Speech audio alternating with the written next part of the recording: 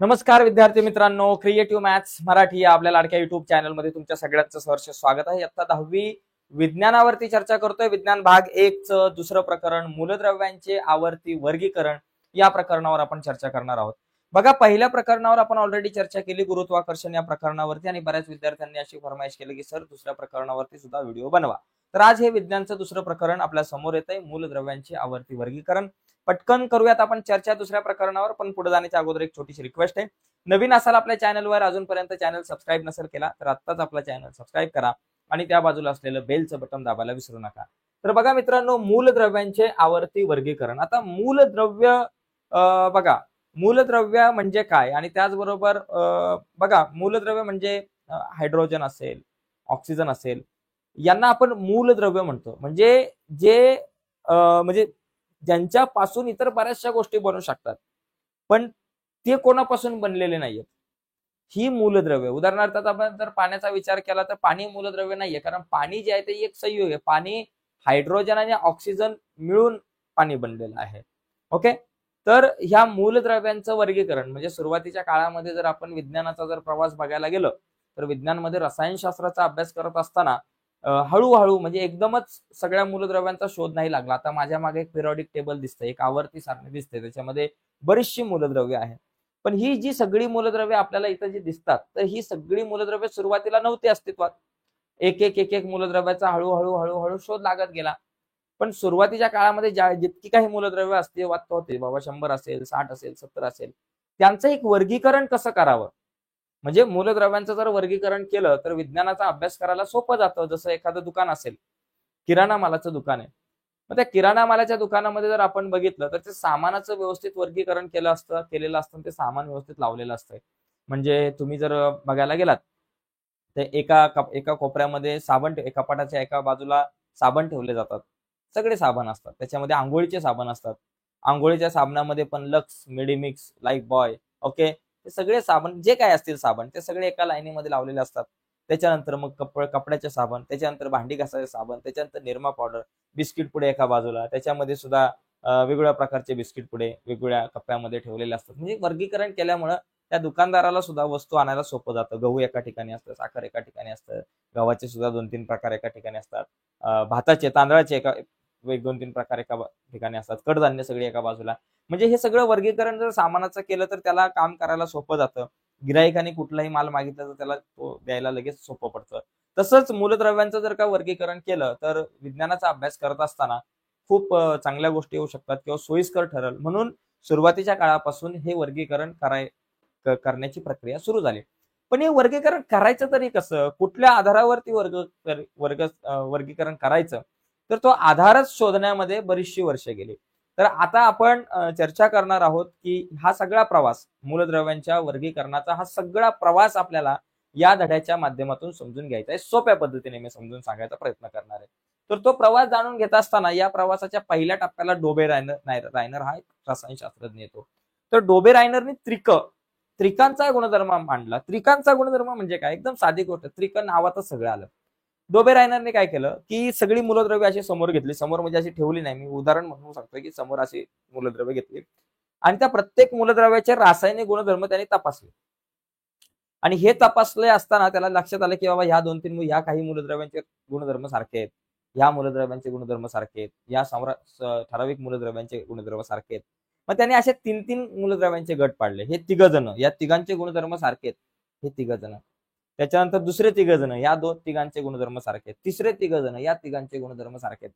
म्हणजे सगळ्यात पहिली पायरी त्यांनी काय केली, सगळ्या मूलद्रव्यांचा अभ्यास केला, त्यांच्या रासायनिक ज्या काही त्यांचे काही गुणधर्म आहेत त्यांचा अभ्यास केला आणि 3-3 मूलद्रव्यांचे गट पाडले. समान रासायनिक गुणधर्म असलेल्या 3-3 मूलद्रव्यांचे गट पाडले. आता ह्या 3 मूलद्रव्यांचे जे गट पाडले त्याच्यामध्ये काय एक असं वैशिष्ट्य होतं, ते खूप मोठं वैशिष्ट्य होतं. ते वैशिष्ट्य काय होतं की त्याच्या लक्षात आलं की मी ज्यावेळेस ते 3 मूलद्रव्य जी लिहितो, 3 मूलद्रव्य जर का मी घेतली आणि ती त्यांची मांडणी अणुवस्तुमानांकाच्या चढत्या क्रमाने केली, मूलद्रव्याचा अणुवस्तुमानांक जो आहे त्याच्या चढत्या क्रमाने केली, तर त्याला एक लक्षात आलं की चढत्या क्रमाने आता इथं अणुवस्तुमानांकाची मांडणी केली. आता उदाहरणार्थ बघा, मी तुम्हाला हा नीट एक्सप्लेन करतो पहिला आणि नंतर मी तुम्हाला हे जे उदाहरण आहे ते नीट समजून सांगतो.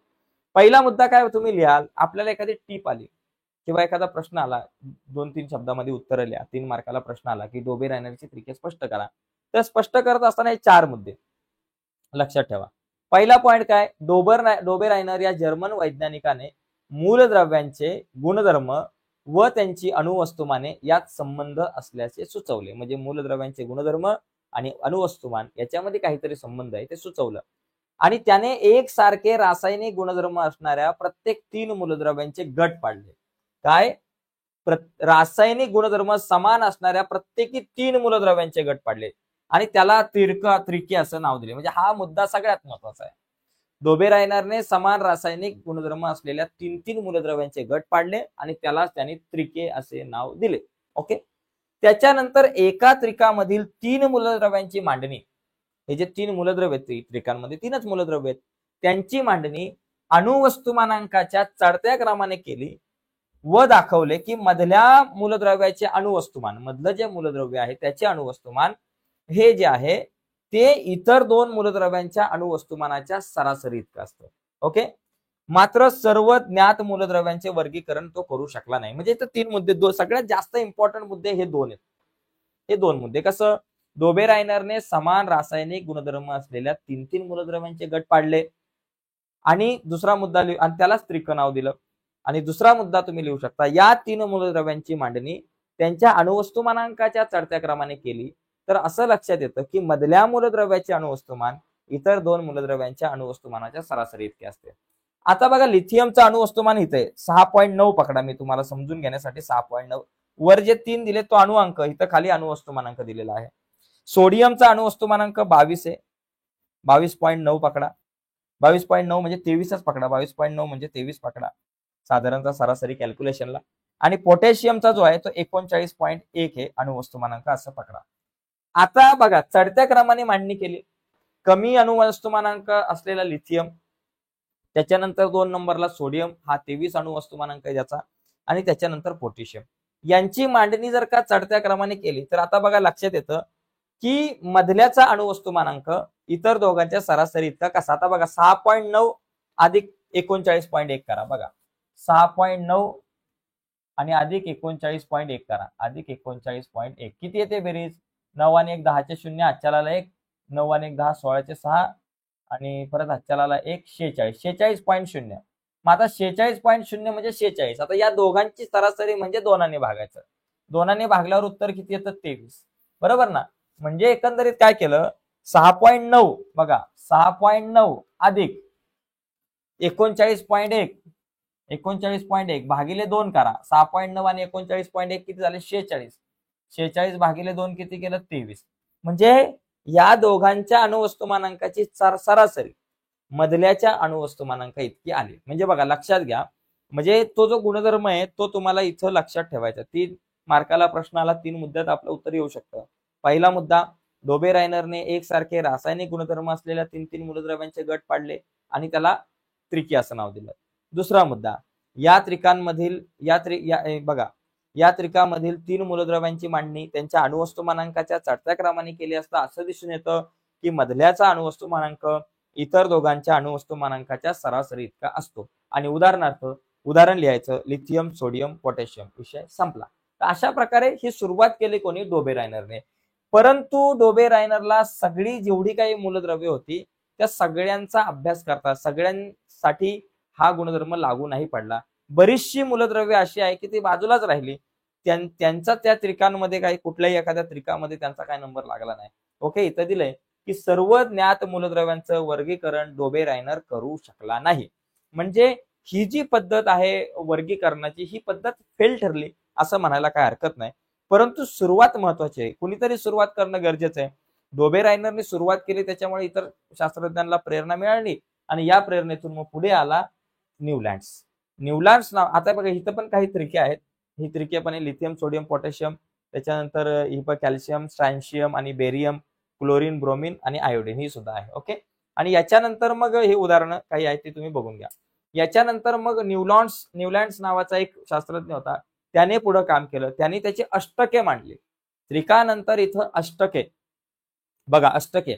आता याच्यामध्ये काय, न्यूलँड्सने त्या काळी ज्ञात असलेली मूलद्रव्य त्यांच्या अणुवस्तुमानांकाच्या चढत्या क्रमाने मांडली. म्हणजे आता इथं पण काय केलं यांनी, पण आधार जो आहे, बेस जो आहे आधार, तो अणुवस्तुमानांक घेतला.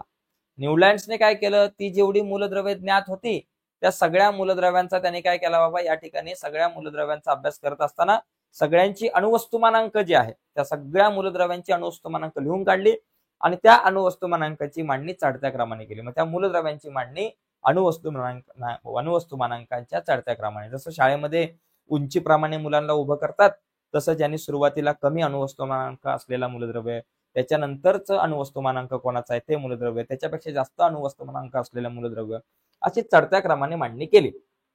बरं का, पहिला मुद्दा, न्यूलँड्सने त्या काळी ज्ञात असलेल्या सगळ्या मूलद्रव्यांची मांडणी त्यांच्या अणुवस्तुमानांकाच्या चढत्या क्रमाने केली. दुसरा मुद्दा, याची सुरुवात सर्वात हलक्या हायड्रोजन या मूलद्रव्याने झाली, तर शेवट थोरियमने झाला. याची सुरुवात हायड्रोजन हे सगळ्यात हलकं आणि लहान मूलद्रव्य आहे. काही जण हेलियम पण म्हणतात. बोर्डाच्या परीक्षेला प्रश्न एका वर्षी आला तर मोठा वाद झाला, हायड्रोजन उत्तर लिहायचं काय हेलियम लिहायचं. मग हेलियम लिहिलं तरी बरोबर होतं, हायड्रोजन लिहिलं तरी बरोबर होतं. ठीक आहे, तर याची सुरुवात लहान हायड्रोजनने होते आणि शेवट थोरियमने होतो. त्याला दिसले की प्रत्येक 8व्या मूलद्रव्याला पहिल्या मूलद्रव्यासारखे गुणधर्म दिसतात. म्हणजे पहिलं एक मूलद्रव्य लिहिलं, दुसरं, तिसरं, चौथं, 5वं, 6वं, 7वं, 8वं लिहिलं, 7वं लिहिल्यानंतर 8वं लिहिलं ना, 7वं लिहिलं, 7व्या लिहिल्यानंतर 8व्याचे जे गुणधर्म आहे ते पहिल्यासारखे आढळले त्याला. बघा त्यांनी काय केलं, 8 बघा मूलद्रव्यांची मांडणी चढत्या क्रमाने केली. 1 नंबरचं, 2 नंबरचं, 3 नंबरचं, 4, 5, 6, 7 मूलद्रव्ये मांडली बाबा. आणि मांडत असताना त्याने अभ्यास पण करत मांडली ना मूलद्रव्यांच्या गुणधर्मांचा. मग ती मांडत असताना त्यावेळेस त्याला 8वं एक मूलद्रव्य मिळालं, त्या 8व्याचे गुणधर्म त्याला पहिल्यासारखे आढळले. मग त्याने 8व्याला पुढे नाही लिहिलं, मला मी काळ्या मार्कर घेतो म्हणजे नीट दिसेल इथं. याने काय केलं बघा, पहिलं, दुसरं, तिसरं, चौथं, 5वं, 6वं, 7वं, 5, 1, 2, 3, 4, 5, 6, 7, 8वं मूलद्रव्य ना. आता पहिलं 8वं मूलद्रव्य मांडलं, म्हणजे पहिलं लिहिलं, दुसरं, तिसरं, चौथं, 5वं, 6वं, 7वं, 8वं मूलद्रव्य लिहिल्यानंतर त्याच्या लक्षात आलं की बाबा 8व्याचे गुणधर्म तर पहिल्यासारखे आहेत. मग याला आपण काय करू, पहिल्याच्या खाली लिहू. 8व्या मूलद्रव्याला स्थान कुठे दिलं, पहिल्या मूलद्रव्याच्या खाली. आणि त्याच्यानंतर 9व्याचे गुणधर्म दुसऱ्यासारखे आढळले, 10व्याचे गुणधर्म तिसऱ्यासारखे आढळले, इथं 11, 12, 13, 14, मग परत इथं 15, कारण याचे गुणधर्म या दोघांसारखे आढळतात. म्हणजे प्रत्येक 8व्या, म्हणजे 2 पासून 8 नंबरला 9 आहे. 2 पासून बाबा 1, 2, 3, 4, 5, 6, 7 काहीतरी राहिलं, 1, 2, 3, 4, 5, 6, 7.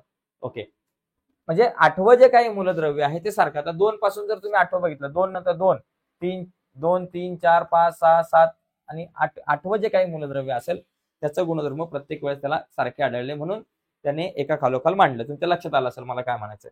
त्याला असं दिसलं, त्याला काय दिसलं बाबा, प्रत्येक 8व्या मूलद्रव्याला पहिल्या मूलद्रव्यासारखे गुणधर्म होते. जसे सोडियम हे लिथियम पासून 8वे मूलद्रव्य असून दोघांचे गुणधर्म एकसारखे आहेत, ते आपण पुढे चार्ट मध्ये बघणार आहोत. तसेच मॅग्नेशियमचे बोरिलियमशी साधर्म्य असून क्लोरीनचे फ्लुओरिनशी साधर्म्य आहे. ओके, आणि न्यूलँड्सने या सारखेपणाची तुलना संगीतातील अष्टकांशी केली. संगीतामध्ये जसं बघायला गेलं तर 7च स्वर आहे, पण 8वा 6 परत येतो, सा रे ग म प ध नी, नंतर परत 6 येतो, 6च्या खाली 6 लिहिलं त्यांनी. असं केलं, याची तुलना त्या सप्तकांशी केली.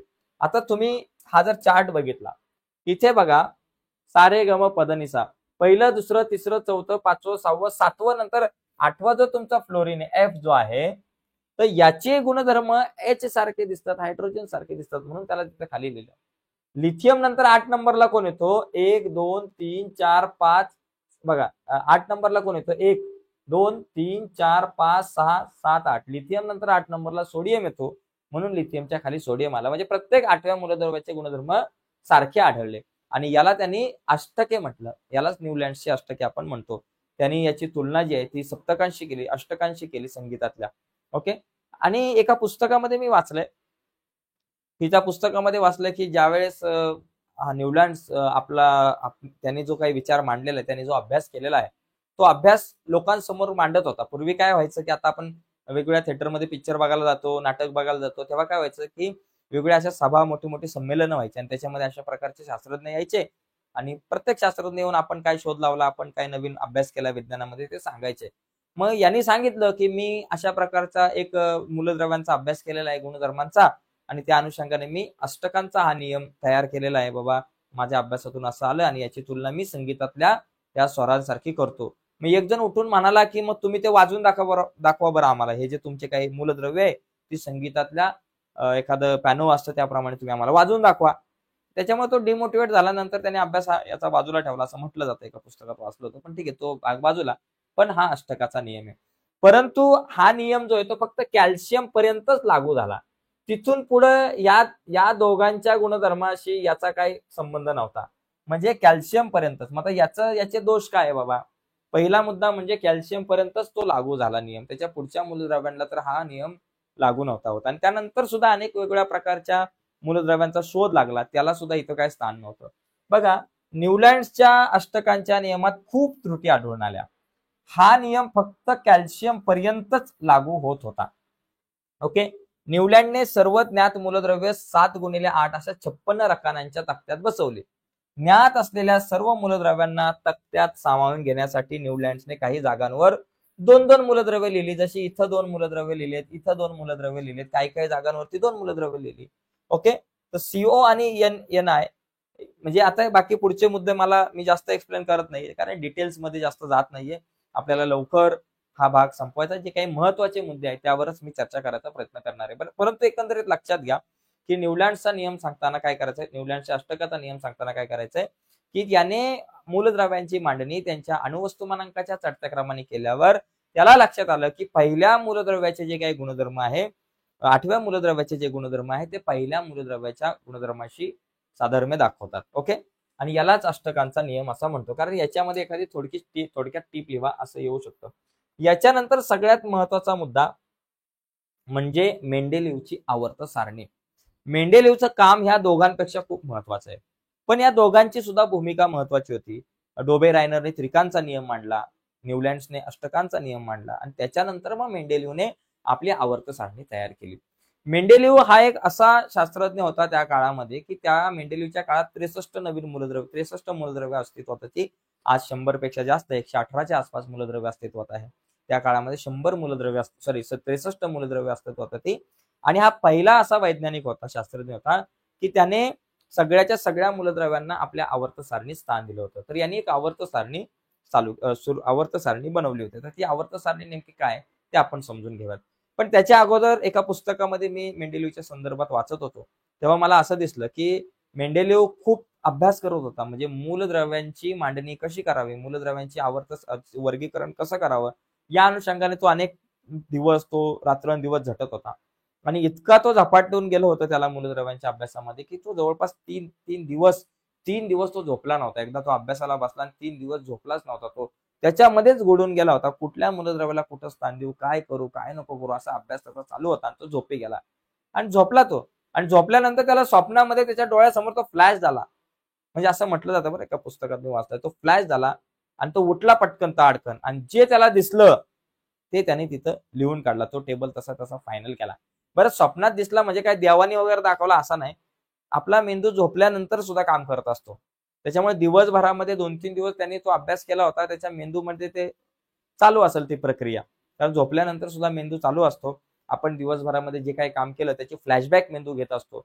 दिवसभरामध्ये बऱ्याचशा ज्या आठवणी असतात, जी काही कामं केली त्याची उजळणी मेंदू घेत असतो. आणि त्याची पण प्रक्रिया आहे. नंतर ज्या गोष्टी उद्याच गरजेच्या आहे शॉर्ट टर्म मेमरीमध्ये टाकल्या जातात, त्या काही गोष्टी लॉंग टर्म मेमरीमध्ये टाकल्या जातात. मला आता मेंदूशास्त्रावर जायचं नाहीये, पण ही घटना महत्वाची होती ती सांगितली. बघा, मेंडेलिव्हची आवर्त सारणी म्हणजे मूलद्रव्यांच्या वर्गीकरणातील सगळ्यात महत्वाची पायरी आहे. सगळ्यात महत्वाचा हा एक टप्पा आहे. अणुवस्तुमान हा मूलद्रव्यांचा मूलभूत गुणधर्म प्रमाण मानून मेंडेलिव्हने त्या काळी ज्ञात असलेली 63 मूलद्रव्ये त्यांच्या वस्तुमानांच्या चढत्या क्रमाने मांडली. या मूलद्रव्यांच्या भौतिक व रासायनिक गुणधर्मानुसार मेंडेलिव्हने मूलद्रव्यांच्या आवर्ती सारणीची रचना केली. म्हणजे मूलद्रव्यांच्या आवर्त सारणीची जी रचना करत असताना कशाचा विचार केला? अणुवस्तुमानाचा. मूलद्रव्याचे अणुवस्तुमान जे आहे त्याचा अभ्यास करून त्याच्या आधारावरती ही आवर्त सारणी बनवली. म्हणजे मूलद्रव्यांची मांडणी त्यांच्या अणुवस्तुमानाच्या चढत्या क्रमाने केली आणि ती करून याने ही आवर्त सारणी बनवली. आणि याच्यामध्ये 63 मूलद्रव्ये त्या काळात अस्तित्वात होती. या सगळ्याच्या सगळ्या मूलद्रव्यांना त्याने आपल्या आवर्त सारणीत स्थान दिलं. आता ही आवर्त सारणी जर तुम्ही बघितली तर या आवर्ती सारणीमध्ये तुम्हाला जवळपास काही गण अशा आडव्या ज्या ओळी आहेत त्या आडव्या ओळीला आवर्तने म्हणतात आणि उभ्या ज्या काही ओळी आहेत त्याला आपण गण म्हणतो. याच्यामध्ये बघा याची आपण वैशिष्ट्य आपण समजून घेऊयात पुढे जाऊन. याच्यामध्ये सुरुवातीला हायड्रोजन घेतला आणि इथं प्रत्येक गणामध्ये जी काही मूलद्रव्ये त्यांनी टाकलेली आहेत त्या सगळ्या मूलद्रव्यांचे गुणधर्म सारखे आहेत असं त्याचं म्हणणं आहे. ठीक आहे. आणि याच्यामध्ये तुम्ही जर बघितलं तर काही ठिकाणी यांनी जागा रिकाम्या ठेवल्यात. इथे बघा इथं सगळीकडे मूलद्रव्यांची नावं आहेत. इथं मूलद्रव्याचं नाव नाहीये, इथं मूलद्रव्याचं नाव नाहीये, इथं मूलद्रव्याचं नाव नाहीये, परंतु अणुवस्तुमानांक आहे. अणुवस्तुमानांक दिलाय 44, 68, 72, पण इथं नावं नाहीयेत मूलद्रव्याची. बरं का, लक्षात घ्या. इथं याचा हा जो आपला मेंडेलीव आहे याचं इथं इंटेलिजन्स काय बघा. तो काय म्हणतो की ह्या ज्या 3 जागा ठेवल्यात ना मी इथं रिकाम्या, या 3 जागांवरती नवीन मूलद्रव्यांचा शोध लागेल असं त्यांनी भाकीत केलं होतं की अशी काही नवीन मूलद्रव्य असतील त्यांना इथं स्थान आहे. नवीन 3 मूलद्रव्य त्यांनी सांगितले की त्यांच्या अणुवस्तुमानांक असे असे असतील, त्यांचे गुणधर्म असे असे असतील असं त्यांनी सांगितलं आणि भाकीत केलं आणि ते खरं ठरलं. पुढच्या काळामध्ये भविष्यात नवीन 3 मूलद्रव्यांचा शोध लागला आणि त्या 3 मूलद्रव्यांना इथं स्थान देण्यात आलं. ती 3 मूलद्रव्ये कुठली होती ते पण आपण जाणून घेणार आहोत. पण ही अशा प्रकारे आपल्या मेंडेलीवची आवर्त सारणी होती. आता याच्यामध्ये त्यांचे गुण काय आवर्त सारणीचे बघा. मूलद्रव्याचे गुणधर्म त्याच्या अणुवस्तुमानाचे आवर्तीफल आहेत. हा नियम सर्व ज्ञात मूलद्रव्यांना लागू करताना मेंडेलीवने आतापर्यंत उपलब्ध असलेली माहिती ही अंतिम नसून त्यात बदल होऊ शकतो हे सुद्धा सांगितलं. अशा विचारातून मांडणी केली. याचा परिणाम म्हणून मेंडेलीवच्या आवर्त सारणीतील पुढील गुण दिसून येतात. पहिलं गुण, गुणधर्माप्रमाणे आवर्त सारणीत योग्य स्थान देता यावे म्हणून काही मूलद्रव्यांचे अणुवस्तुमान पुन्हा पुन्हा दुरुस्त करण्यात आले. म्हणजे यांनी अणुवस्तुमान जे आहे मूलद्रव्याचे पुन्हा पुन्हा अभ्यास करून दुरुस्त केले. उदाहरणार्थ बेरिलियमचे आधी ठरवलेले 14.09 हे अणुवस्तुमान बदलून त्याने 9.4 असं केलं. म्हणजे यांनी काय केलं, पुन्हा पुन्हा अभ्यास केला, मूलद्रव्यांच्या अणुवस्तुमानाचा अभ्यास केला आणि पुन्हा पुन्हा त्यांची अणुवस्तुमान तपासली आणि दुरुस्त केली. जे काही बाबा 14.09 आधी म्हटलं जायचं बेरिलियमचे अणुवस्तुमान, तर ते 14.9 नाही तर ते 9.4 त्यांनी सांगितलं की हे असं असेल 9.4. त्याच्यामुळे बेरिलियमला बोरॉनच्या आधीची जागा त्यांनी दिली, कारण बोरॉनचं जे अणुवस्तुमानक आहे तो बेरिलियमच्या पेक्षा अधिक आहे. ठीक आहे.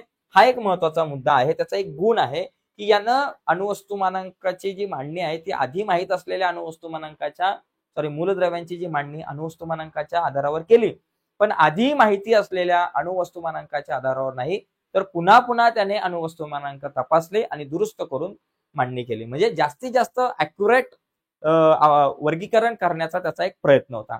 पुढचा मुद्दा आहे, मेंडेलीवने आवर्त सारणीमध्ये काही जागा तोपर्यंत शोध न लागलेल्या मूलद्रव्यांसाठी रिक्त ठेवल्या होत्या. मी तुम्हाला सांगितलं मूलद्रव्यांसाठी त्यांनी काही जागा रिक्त ठेवल्या होत्या.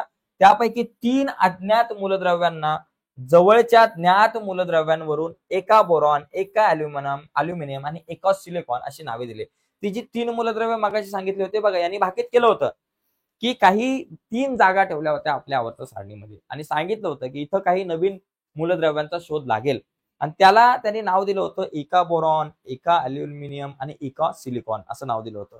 ओके. मेंडेलीवने त्यांची अणुवस्तुमाने सुद्धा अनुक्रमे 44, 68, 72 असतील असं सांगितलं होतं, असं दर्शवलं होतं.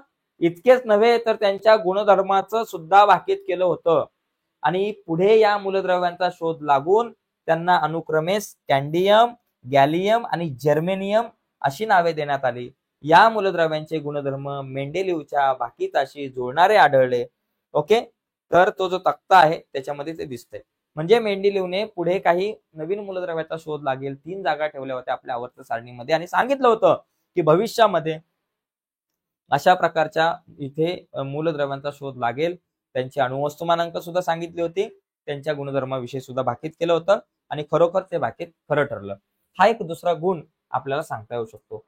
त्याच्यानंतर पुढचा आहे, मेंडेलीवच्या मूळ आवर्त सारणीत राजवायूंसाठी जागा राखून ठेवलेली नव्हती, परंतु 19व्या शतकाच्या शेवटी हेलियम, निऑन, ऑर्गॉन इत्यादी राजवायूंचा शोध लागल्यावर मेंडेलीवने मूळ आवर्त सारणीला धक्का न लावता शून्य गण निर्माण केला आणि या शून्य गणामध्ये राजवायूंना ठेवलं. म्हणजे हा एक गुण आहे की नवीन काही मूलद्रव्य जे आहे ज्यांचा शोध लावला, जे राजवायू, जे कुठल्याही प्रकारच्या अभिक्रियेमध्ये भाग घेत नाही, तर हे जे राजवायू जे आहेत, ऑर्गॉन असेल किंवा हेलियम असेल, निऑन असेल, यांचा शोध लागला आणि यांचा शोध लागल्यानंतर या राजवायूंना त्यांनी एक वेगळं स्थान दिलं. आपल्या आवर्त सारणीच्या बाहेर एक स्तंभ केला आणि त्याला तिथं स्थान दिलं. हे एक महत्वाचं वैशिष्ट्य आपल्याला सांगता येऊ शकतं. ठीक आहे, तर पुढे जाऊयात आपण. पुढचा मुद्दा आहे आवर्त सारणीचे गुण झाल्यानंतर आवर्त सारणीच्या त्रुटी. बघा आता त्रुटी काय आहे, तर सगळ्यात पहिली त्रुटी कोबाल्ट असेल, निकेल असेल, या मूलद्रव्यांचे पूर्णांकी वस्तुमान समान असल्याने त्यांच्या क्रमाबद्दल मेंडेलिव्हच्या आवर्त सारणीत संदिग्धता होते. तुम्ही डायरेक्ट म्हणू शकता कोबाल्ट आणि निकेल या मूलद्रव्यांच्या अणुवस्तुमानाविषयी मेंडेलिव्हच्या आवर्त सारणीमध्ये संदिग्धता दिसून येते. पुढे मेंडेलिव्हने आवर्त सारणी मांडल्यानंतर खूप काळाने समस्थानिकांचा शोध लागला. म्हणजे असा समस्थानिके म्हणजे काय, त्यांचा अणुअंक एकच पण अणुवस्तुमानांक वेगवेगळे, त्याला आपण समस्थानिक म्हणतो. तर समस्थानिकांचा नंतर शोध लागला आणि समस्थानिकांचे रासायनिक गुणधर्म समान असतात परंतु अणुवस्तुमाने जी आहेत ती भिन्न असतात. त्यांना मेंडेलिव्हच्या आवर्त सारणीत जागा कशा प्रकारे द्यायची हे एक मोठं आव्हान निर्माण झालं. म्हणजे काय, पहिली त्रुटी काय, कोबाल्ट आणि निकेल यांचं अणुवस्तुमान जे आहे ते पूर्णांकी समान आहे परंतु अपूर्णांकामध्ये जर बघितलं तर ते वेगवेगळं आढळतं. त्याच्यामुळे यांना नेमकं कुठं स्थान द्यायचं हा एक मोठा प्रश्न होता. आणि दुसरा महत्वाचा प्रश्न की नंतरच्या काळामध्ये समस्थानिकांचा शोध लागला काही मूलद्रव्यांच्या आणि समस्थानिकांचे रासायनिक गुणधर्म सारखे परंतु अणुवस्तुमानांक हा वेगवेगळा होता. त्याच्यामुळे मग पुढे काय करायचं, यांना कसं स्थान द्यायचं आपल्या आवर्त सारणीमध्ये, हा एक महत्वाचा प्रश्न होता. हे मोठं आव्हान होतं. पुढचं, वाढत्या अणुवस्तुमानाप्रमाणे मांडलेल्या मूलद्रव्यांच्या अणुवस्तुमानातील वाढ नियमित दराने होत असताना दिसत नाही. ती जी वाढ आहे ती अनियमित दराने, कॉन्स्टंट दराने नाही दिसत वाढत. त्यामुळे दोन जड मूलद्रव्यांच्या मध्ये किती मूलद्रव्यांचा शोध लागेल याचं भाकीत करणं थोडस अवघड झालं. ओके, तर हे काही तुम्ही सांगू शकता. आणि हायड्रोजनचे स्थान, हायड्रोजनला व्यवस्थित स्थान देता आलं नाही, हा एक मुद्दा तुम्ही मांडू शकता. ओके, तर या काही त्रुटी होत्या. आता या त्रुटी घेऊन आपण थोडस पुढे जाऊ आणि आधुनिक आवर्त सारणीवरती आता आपण चर्चा करू. आता आपण जो काही अभ्यास करतो आजच्या जगामध्ये ह्या तिघांचा विस्तीर्ण नाही तर ही आधुनिक आवर्त सारणी आहे, तिच्या अभ्यासावरच पुढच्या सगळ्या गोष्टी अवलंबून असतात आणि आज याच आवर्त सारणीचा अभ्यास केला जातो. तर अशी आधुनिक आवर्त सारणी जिचा आपण अभ्यास करणार आहोत. त्या अगोदर जरा पाणी पिऊन घेतो.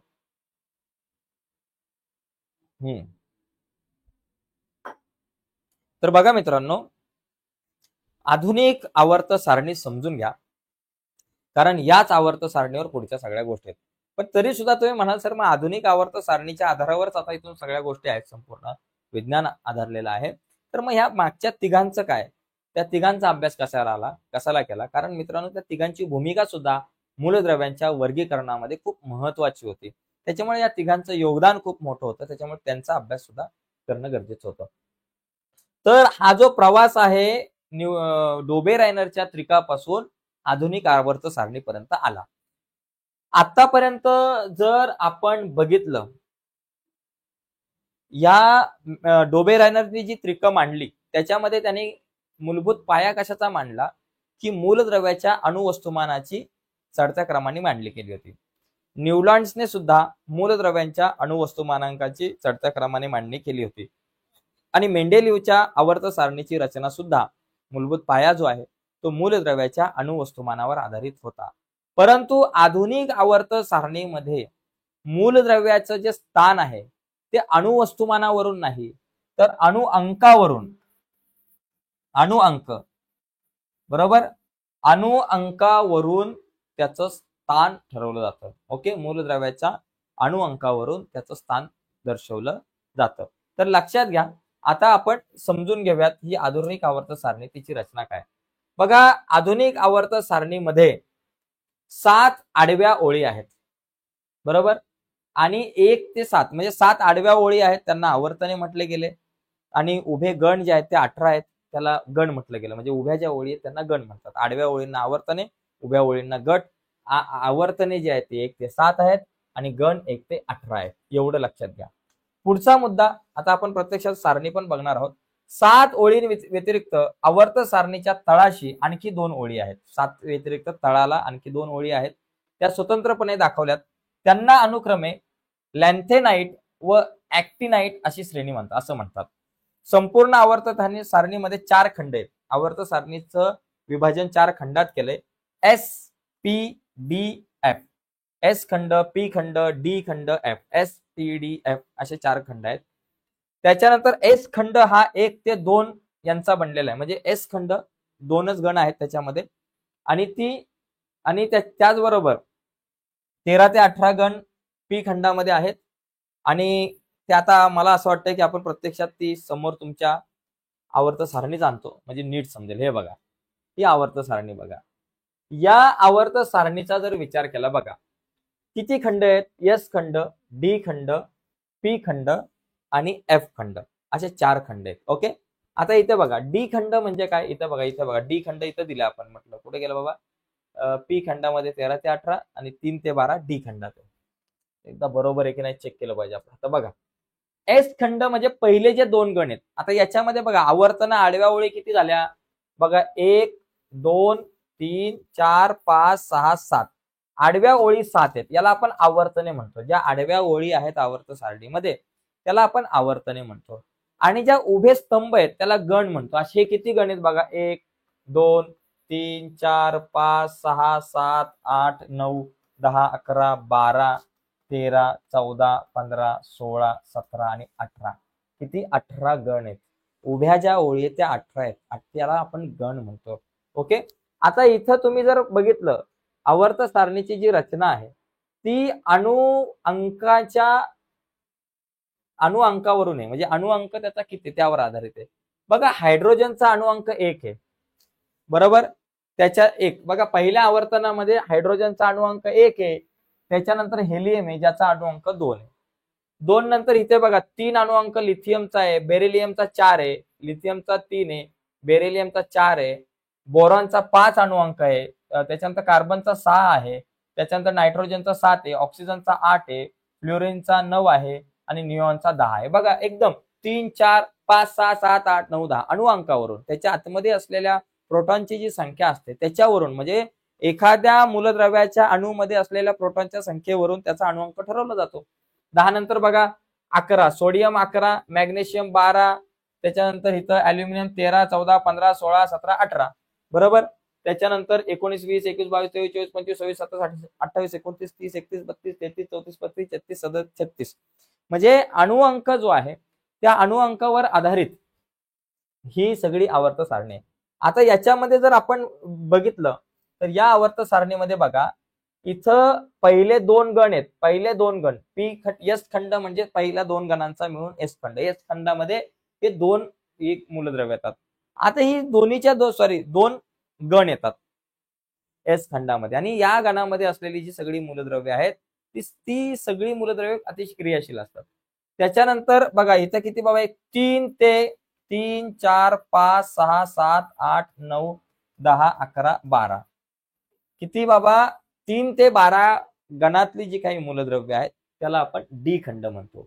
आणि पी खंडामध्ये किती 13, 14, 15, 16, 17, 18 13 ते 18 पी खंडामध्ये येतात. आणि खाली हा एफ खंड लॅथिनाइट आणि ऍक्टिनाइट जी म्हटलं ती या खालच्या खंडामध्ये येतात. आता या प्रत्येकाचं नेमकं वैशिष्ट्य काय आहे ती सगळी वैशिष्ट्य आता आपल्याला समजून घ्यायची आहेत. पुढचा मुद्दा हा महत्वाचा आहे. तर याच्यामध्ये बघा आवर्त सारणीमध्ये बघा आवर्त सारणीच्या संदर्भात या 2-3 मुद्दे समजून घ्या. पहिला मुद्दा काय की मूलद्रव्ये त्यांच्या चढत्या अणु अंकाप्रमाणे मांडलेली आहेत हे आपण बघितलं.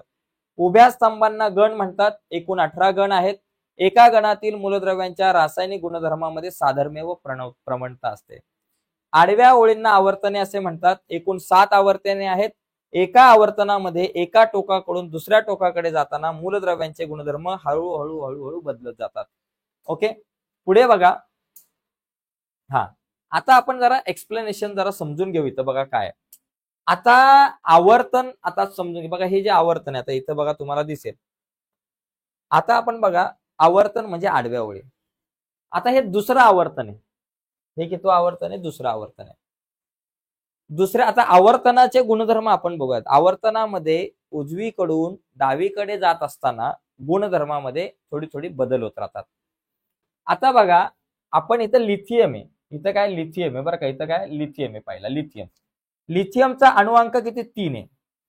आता त्याचं जे आपण म्हणू शकतो ना त्याची रचना, लिथियमची रचना अणुअंक 3 आहे.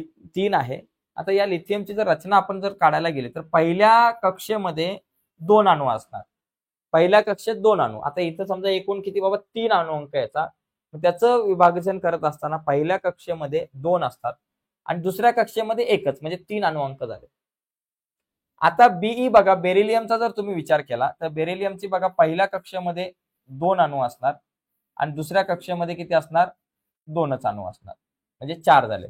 याचा अणुअंक 4 आहे.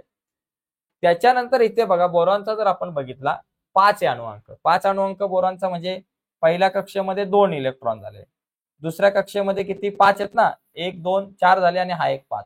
बरोबर. बघा इथं 2च कक्षा आहेत.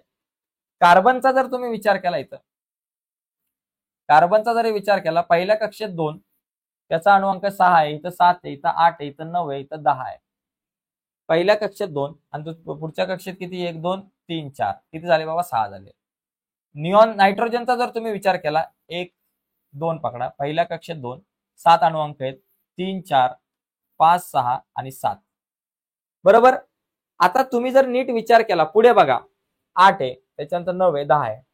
इथं कक्षा किती? 2 आहेत, 2 आहेत, 2 आहेत, 2 आहेत, 2 आहेत. कक्षा किती? 2. पहिल्या कक्षेमध्ये 2 इलेक्ट्रॉन, पहिल्या कक्षेत 2 2 आहेत.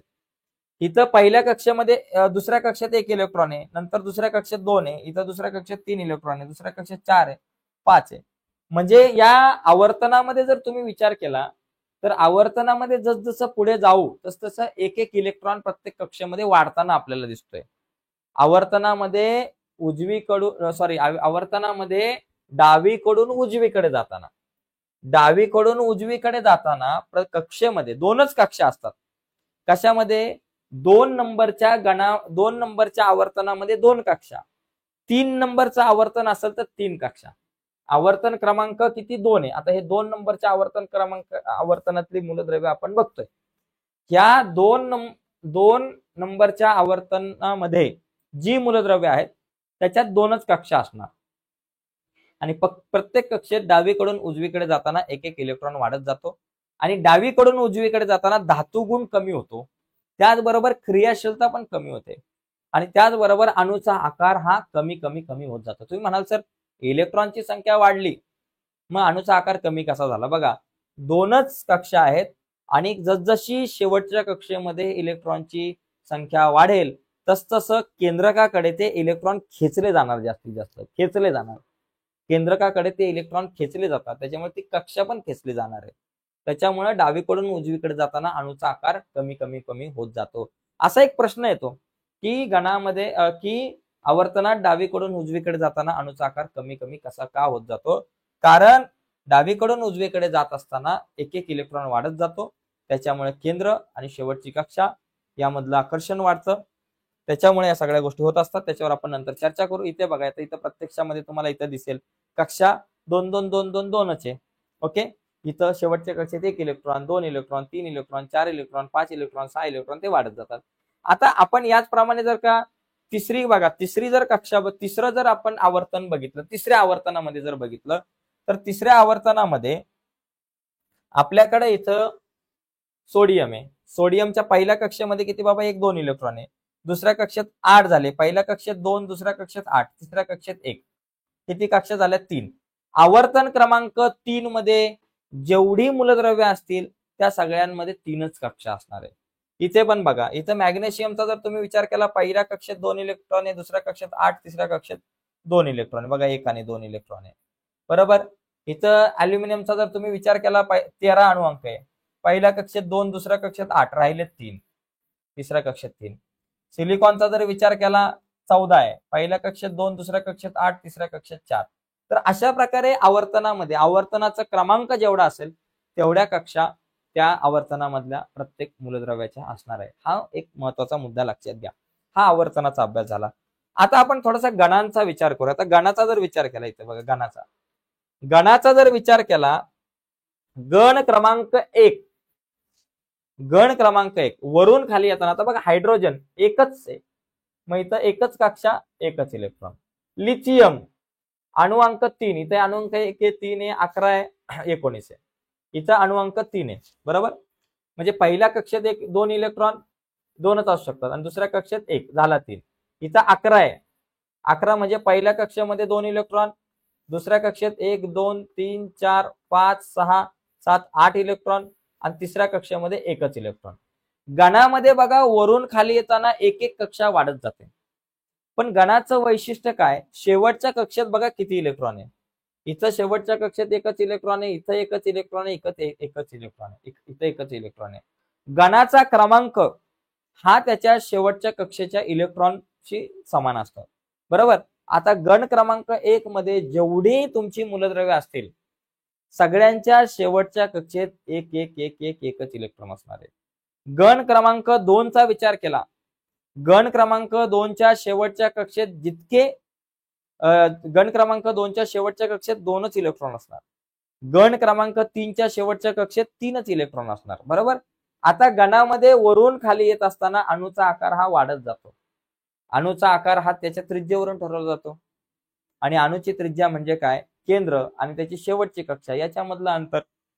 आणि गणामध्ये वरून खाली येत असताना एक एक कक्षा वाढत जाते, म्हणून अणूचा आकार गणामध्ये वरून खाली येताना वाढत जातो. आता इथं शेवटच्या कक्षेत एकच इलेक्ट्रॉन आहे ना, याचा अर्थ ही सगळी मूलद्रव्ये अतिशय क्रियाशील आहेत, अतिशय क्रियाशील आहे. बघा हायड्रोजन, लिथियम, सोडियम, पोटॅशियम.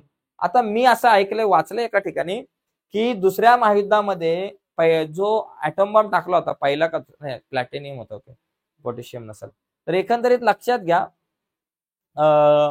या अशा प्रकारे गुणधर्म आहे की गणामध्ये वरून खाली येताना अणूचा आकार वाढत जातो आणि गणाचा क्रमांक आणि त्या गणामध्ये असलेल्या प्रत्येक मूलद्रव्याच्या शेवटच्या कक्षेमध्ये असलेल्या इलेक्ट्रॉनचा क्रमांक सारखा असतो. ठीक आहे. इथे पण बघा गणामध्ये इथे बघा हायड्रोजन शेवटच्या कक्षेत एकच इलेक्ट्रॉन, बघा लिथियम शेवटच्या कक्षेत 1 इलेक्ट्रॉन, सोडियमच्या शेवटच्या कक्षेत 1 इलेक्ट्रॉन, पोटॅशियमच्या पण शेवटच्या कक्षेत एकच इलेक्ट्रॉन आहे. तर हे काही गुणधर्म आहेत ते आपण समजून घेतले पाहिजेत. इथे बघा बेरिल, इथं पण जर तुम्ही विचार केला, इथं सुद्धा तुम्ही विचार केला, बघा इथे तुमचा गण क्रमांक 2, आता इथं गण क्रमांक 2 आहे, बघा इथं शेवटच्या कक्षेत इथं 4 आहे, याचा अणुअंक 4 नंतर इथं 12 आहे, त्याच्यानंतर इथं 20 आहे. बघा बेरिलियम पहिल्या कक्षेत 2 इलेक्ट्रॉन, दुसऱ्या कक्षेमध्ये 2 इलेक्ट्रॉन, कारण 4 आहे ना अणुअंक. इथे बघा मॅग्नेशियम पहिल्या कक्षेमध्ये 1 आणि 2 इलेक्ट्रॉन, दुसऱ्या कक्षेत 1 2 3 4 5 6 7 8 झाले, 2 आणि 8 10 झाले, 12 अणुअंक आहे. शेवटच्या कक्षेमध्ये 1 आणि 2 इलेक्ट्रॉन, बरोबर. शेवटच्या कक्षेत 2च इलेक्ट्रॉन आले, वर पण 2 खाली पण 2, इथे पण 2च येणार.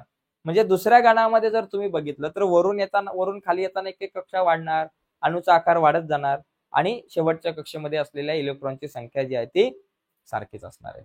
लक्षात घ्या, ती 2च असणार आहे, सारखी म्हणजे 2च असणार आहे, एवढं लक्षात ठेवा. ओके. आता याच्यामध्ये संयुजा हा एक महत्वाचा गुणधर्म आहे. संयुजा म्हणजे काय, तर त्याच्यावर पण आपण नंतर पुढे चर्चा करू. तर बघा इथे बघा, आता इथे आपल्याला लक्षात येतं की बघा हे आता आपण गण आणि आवर्तनाचा जो विचार केला तो इथे दिसतोय.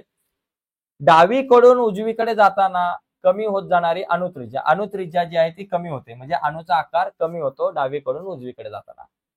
विद्युत ऋणता आणि अधातू गुणधर्म वाढतो, म्हणजे अधातू गुणधर्म इथे जास्त वाढतोय. इथे जर तुम्ही बघितलं तर इथल्या या गणांमध्ये, पहिल्या 2 गणांमध्ये धातू गुणधर्म जास्त आहे. म्हणजे इकडे सगळे धातू, इकडे सगळे अधातू आणि मध्ये धातू, आणि हे जे आहेत हे धातू सदृश्य आहेत. एवढी जी आहेत ना, एक नागमोडी वळणाची जी रेषा दिसते याच्यामध्ये हे जेवढे तुम्हाला दिसतात ना या रंगामध्ये, हे सगळे धातू सदृश्य, म्हणजे धातू सदृश्य मूलद्रव्य. म्हणजे ती धातू आणि अधातू दोघांचे सुद्धा गुणधर्म जी मूलद्रव्य दाखवतात त्यांना आपण धातू सदृश्य मूलद्रव्य म्हणतो. आता इकडे बघा, ही सगळी जी मूलद्रव्य आहेत ती धातू आहेत आणि ही सगळी अधातू आहेत, मध्ये धातू सदृश्य. आणि तुमचा हायड्रोजन सुद्धा दोघांचे गुणधर्म दाखवतो. कमी होत जाणारी विद्युत घनता आणि धातू गुणधर्म आपण बघितलं. त्याच्यानंतर विद्युत घनता सुद्धा कमी होत जाते, लक्षात घ्या. आता घनाचा जर विचार केला, वरून खाली येत असताना बघा वाढत जाणारी अणुत्रिज्या, आपण म्हटलं घनामध्ये वरून खाली येताना अणूची त्रिज्या वाढत जाते. आता बघितलं कमी होत जाणारी विद्युत ऋणता व अधातू गुणधर्म जे आहे ते वरून खाली येत असताना वाढत जातात. पुढे बघा कमी होत जातात आणि वाढत जाणारी विद्युत घनता व धातू गुणधर्म जे आहेत ते वाढत जातात वरून खाली येत असताना. तर आता ह्या सगळ्या गुणधर्म आपण मगाशी ऑलरेडी मी तुम्हाला एक्सप्लेन केले, त्याच्यामुळे आता जास्त काही चर्चा करत नाही. तर एकंदरीत मित्रांनो आजच्या या चर्चेमध्ये आपण इथेच थांबूयात. पुढच्या एका व्हिडिओमध्ये आपण या प्रकरणावर आधारित जी काही स्वाध्यायाचा भाग आहे तर तो आपण बघण्याचा प्रयत्न करू. आज थोडीशी ओळख आपण या प्रकरणातली करून घेतली. या प्रकरणातल्या ज्या काही महत्वाच्या कन्सेप्ट होत्या, डोबेरायची त्रिके, त्याचबरोबर न्यूलँड्सची अष्टके, मेंडेलिव्हची आवर्त सारणी, आधुनिक आवर्त सारणी यांचा आपण आज अभ्यास केलेला आहे. तर पुढच्या व्हिडिओमध्ये आपण याच्यातल्या स्वाध्यायावर चर्चा करू. तर मित्रांनो आजच्या व्हिडिओमध्ये इथेच थांबू. नक्कीच व्हिडिओ आवडले असेल तर व्हिडिओला लाईक करा. नवीन असाल तुम्ही आपल्या युट्यूब चॅनलवर, अजूनपर्यंत आपला चॅनल सबस्क्राईब नसेल केला तर आत्ताच आपला चॅनल सबस्क्राईब करा आणि त्या बाजूला असलेलं बेलचं बटन दाबा, जेणेकरून मी अपलोड केलेल्या प्रत्येक नवीन व्हिडिओची नोटिफिकेशन तुमच्यापर्यंत पोहोचेल. बाय मित्रांनो, धन्यवाद.